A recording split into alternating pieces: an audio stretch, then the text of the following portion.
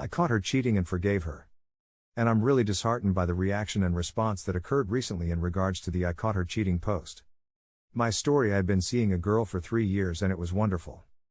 I couldn't believe I had found someone so perfect for me.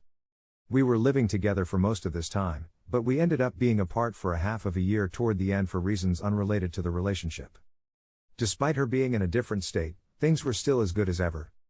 We made a few trips to see one another, and I thought that things were actually building up, the relationship was getting better and better.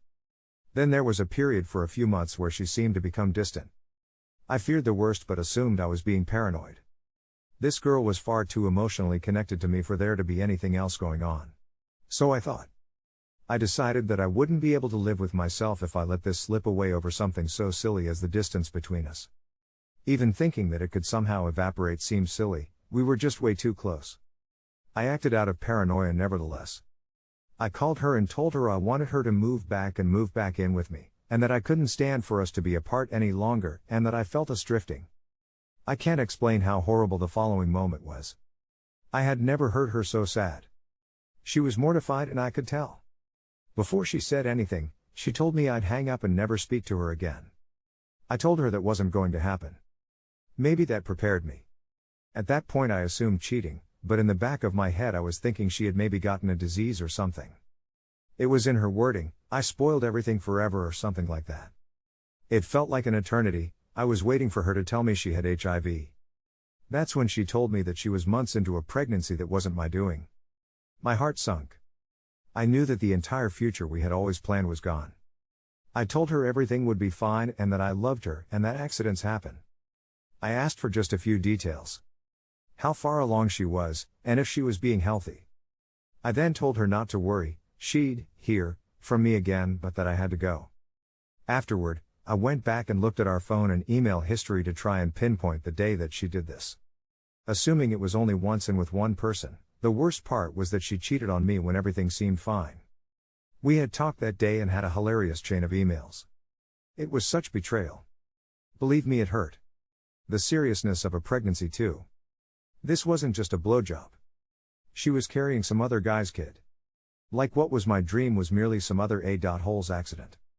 After all this time, I still can't avoid crying when talking about the details of it. When I called her back, I told her she was forgiven. I was honest and told her that I was hurt and that I can't trust her anymore, but I wasn't cruel. She knew how hurt I was, but I think she was hurting much worse. Both of our dreams were shattered, but at least I didn't need to live with thinking it was my fault. I'll admit I had some horrible feelings and thought about some horrible things I'd like to say, but I just had no desire to be vengeful. When you love someone, you don't want revenge, you want understanding. I was just sad. This all happened a few years ago. For the sake of brevity, I'll sum this up by saying she had her baby and he is wonderful. I stayed with her as a friend through the entire ordeal. We are still close friends today. I am so happy that I didn't react harshly. She and I are not together. That trust is broken.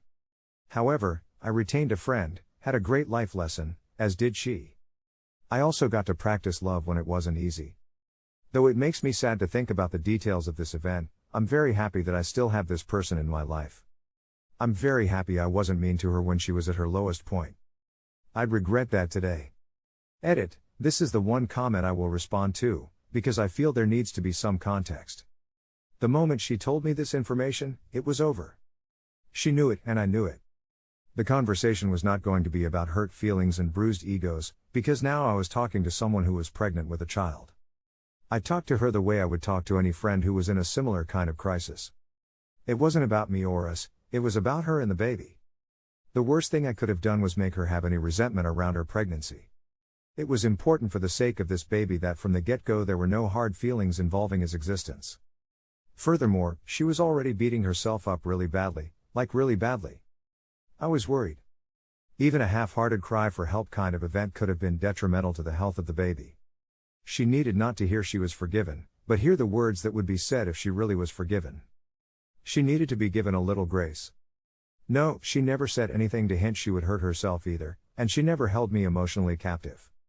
Once she was stable, I removed myself from the situation until after the pregnancy was over, and she was fine with that.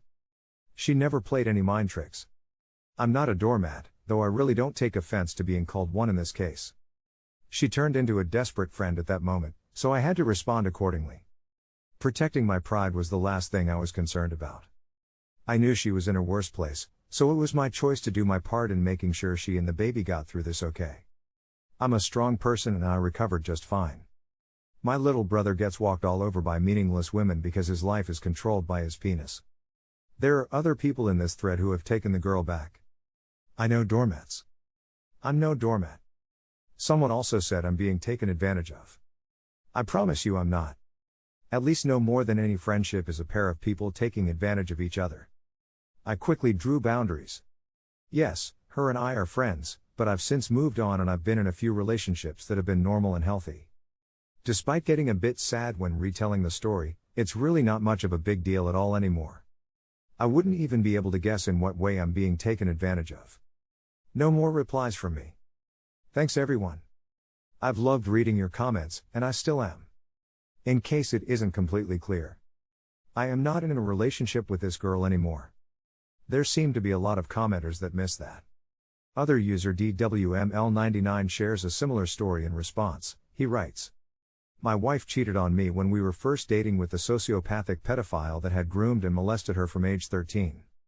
He had brainwashed her into basically believing what was good was whatever brought him the most pleasure, and then he used her guilt for dating me to try to get her to do very effed up things.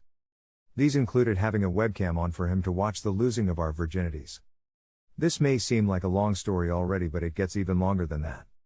Few people are in this exact situation, but I had gone through mental abuse as a child and understood how he could get her to do the things he did.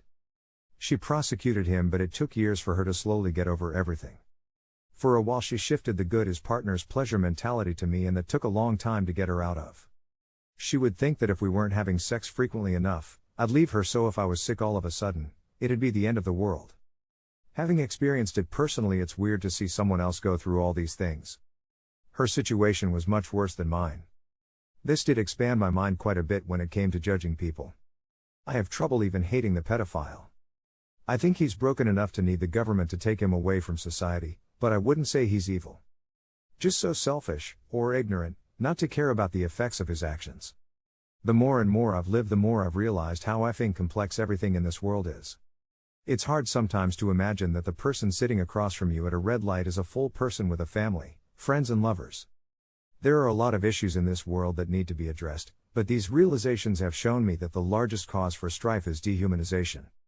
It's easy to not really believe someone else is as complex as you, to simplify their behavior to the extremes of good and bad. My wife didn't want to hurt me, but she did, in a particularly horrific way. Through all that, she did love me and still loves me. All too often we judge the person and only derivatively judge the action. On top of that, we frequently don't take into account the surrounding influences to the action. We've worked out well and there's been no more infidelity. She's still sorry to this day for what she did, and as I understand it, one of the things that gnaws at her is how she got so effed up in that situation. Looking back, she knows what she should have done, but it didn't seem clear while going through it. Something like that is torture, looking into yourself and seeing someone you don't recognize. Too long didn't read? Life is more complex than a single action.